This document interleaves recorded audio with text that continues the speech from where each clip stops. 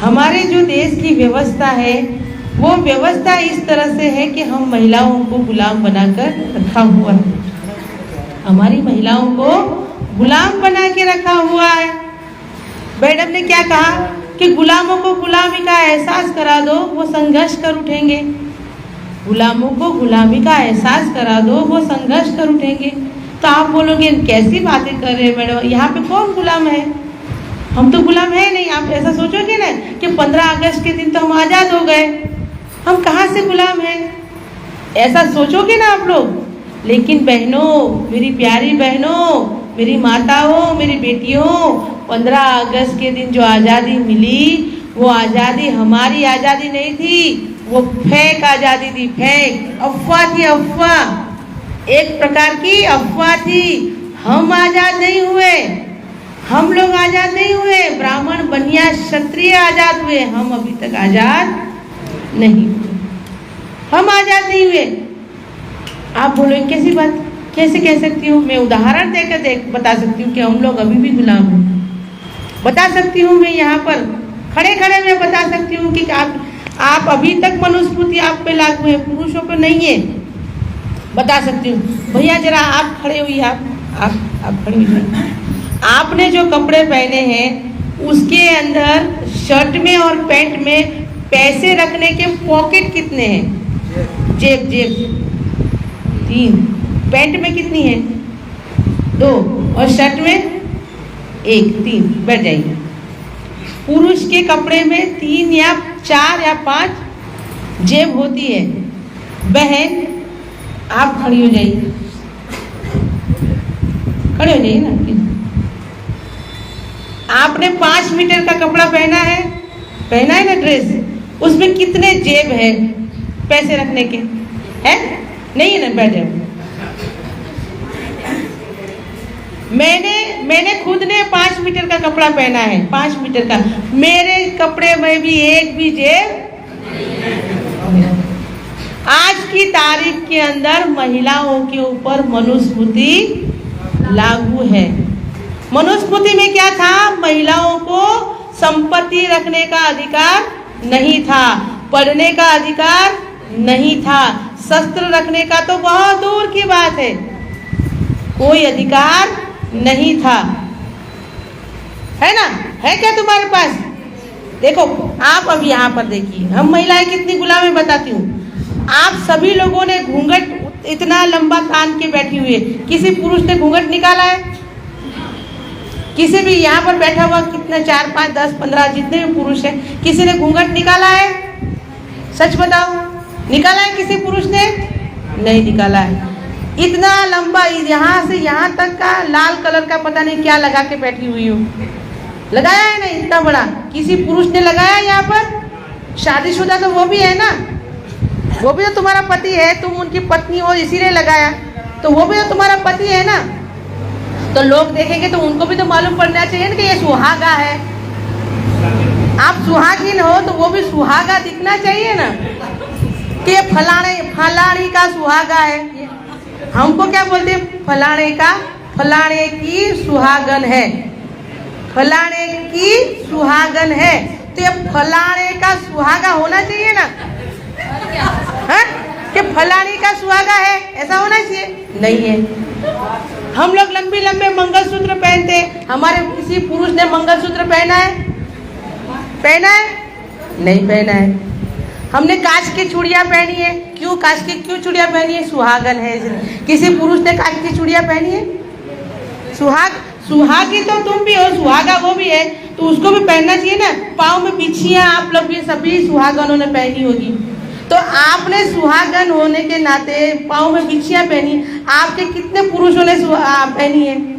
बिछियाँ पहनी है किसी ने? नहीं पहनी है।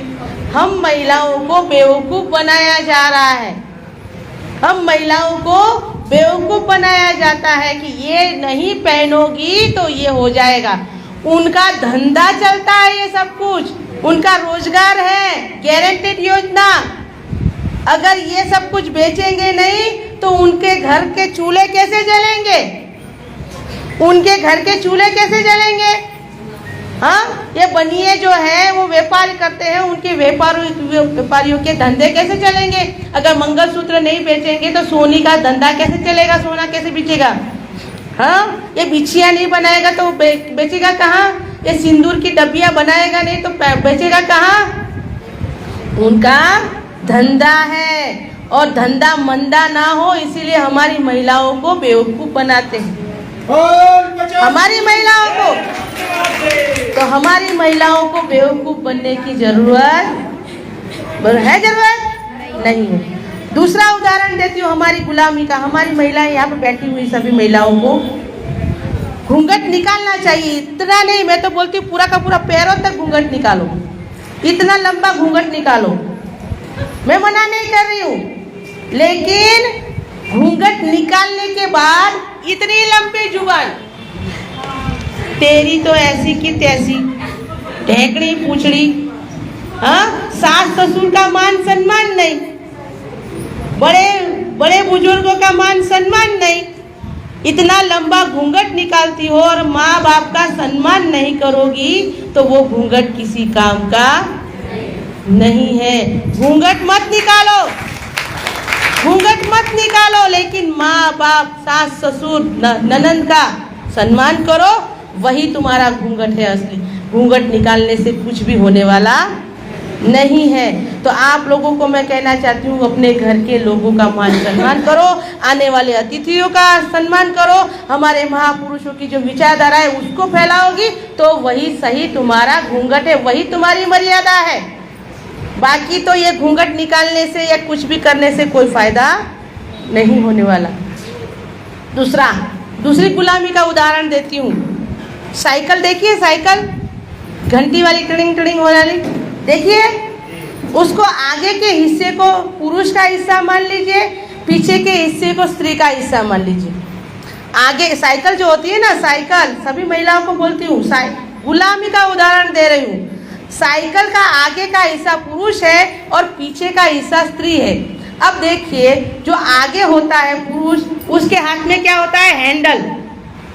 हैंडल होता है ना, दोनों हैंडल से ऐसे ऐसे करके साइकिल चलाता है। उसको जहाँ जाना हो वहाँ वो हैंडल से पेंडल मार कर जा सकता है, पेंडल मार के जा सकता है ना। पीछे बैठी हुई महिला देखिए, पीछे बैठी है, बैठी महिला पेंडल मार सकती है, पेंडल मार सकती है, हैंडल घुमा सकती है, उसको कहीं जाना है तो जा सकती है? नहीं जा सकती। आगे पुरुष हैंडल भी है, पेंडल भी है, उसको जहाँ जाना है वहाँ जा सकता है। उसके हाथ में ब्रेक है, ब्रेक, उसको कहीं पर भी रुकना है और ब्रेक मार देगा। पीछे बैठी हुई महिला ब्रेक मार सकती है? मार सकती है? नहीं मार सकती। आगे घंटी है, घंटी टिलिंग टिलिंग टिलिंग, है ना, उसको सामने वाला कोई भी खतरा है या कुछ भी है, सामने वाला से साधन आ रहा है, कोई भी आ रहा है, परिचित अपरिचित, उसको घंटी मार के बताएगा कि भला मैं आ रहा हूँ, रुक जा, सावधान हो जा। क्या हमारी महिला पीछे घंटी बजा सकती है कि मैं आ रही हूँ कि नहीं आ रही हूँ, रुक जा? नहीं रुक सकते। रुक सकते हैं? आगे सामान रखने की डिक्की भी रहती है, साइकिल के अंदर कुछ सामान रखना है तो आगे रख सकता है। पीछे साइकिल में कहीं सामान रखने की जगह नहीं होती।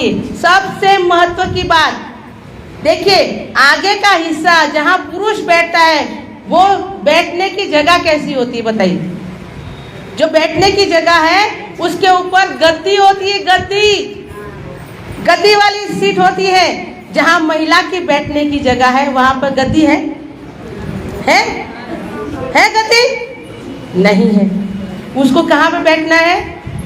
जो क्या बोलते हैं, लोहे का जो स्टैंड होता है उसके ऊपर बैठना पड़ता है। सारा बोझ लेकर, घर का बोझ, सामान लेकर, हाथ में बच्चा लेकर, पर्स लेकर या बैग लेकर, जो भी बोझा है सारा लेकर, उसको जेब हाथ में लेकर उसको बैठना पड़ता है। उसको खुद को कहीं पर भी गद्दी मिलती गद्दी नहीं मिलती। और सबसे बड़ा देखो, साइकिल के अंदर आगे ताला नहीं होता, आगे ताला नहीं होता। कहाँ ताला होता है? पीछे। कहाँ ताला होता है? पीछे इतना बड़ा गोल ऐसे है ना, पुरुष आजाद है, महिला को गुलामी से बंद किया हुआ है, ताला मारा हुआ है, कहीं जाना नहीं, कहीं रुकना नहीं, कहीं पर भी कुछ भी करना। ये गुलामी आज की तारीख में भी है ना। मेरे बाबा साहब आम्बेडकर ने कितने अथाक प्रयत्न किए, आज से 70 साल पहले अपने 4 बच्चों का बलिदान दिया, अपनी खूबसूरत पत्नी का बलिदान दिया, और बलिदान देने के बाद दुनिया का सर्वश्रेष्ठ